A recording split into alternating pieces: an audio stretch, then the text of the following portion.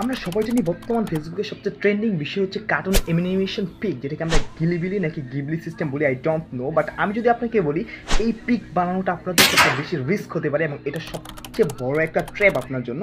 আপনি এটা বিশ্বাস করবেন না, বাট ইটস এ ট্রুথ।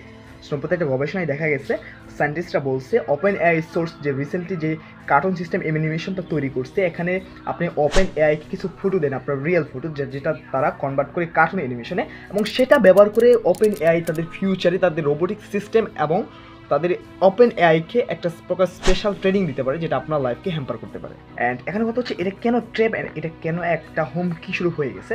আপনারা যখন এই ফটোটা ক্রিয়েট করেন, আপনার অ্যাট ফার্স্ট ওপেন এআইকে একটা আপনার নিজের একটা পার্সোনাল ফটো দেন, দেন তারা এটা কনভার্ট করে কী করে এটা একটা কার্টুন সিস্টেম অ্যানিমেশন করে দেয়। বাট আপনি নিজেও জানেন না আপনার ইউজার্সরা যখন আপনাদের রিয়েল পিকটা তাদেরকে দিতেছে এবং তারা যেটা কনভার্ট করে আপনাকে দিতেছে, এই পিকটা তাদের কাছে রেখে দেয় এবং তারা নেক্সট টাইম তাদের এআই বিভিন্ন কৃত্রিম বুদ্ধিমত্তাকে আপনার পিক দিয়ে, আপনার ছবি দিয়ে তাদেরকে ট্রেনিং দেওয়া হবে।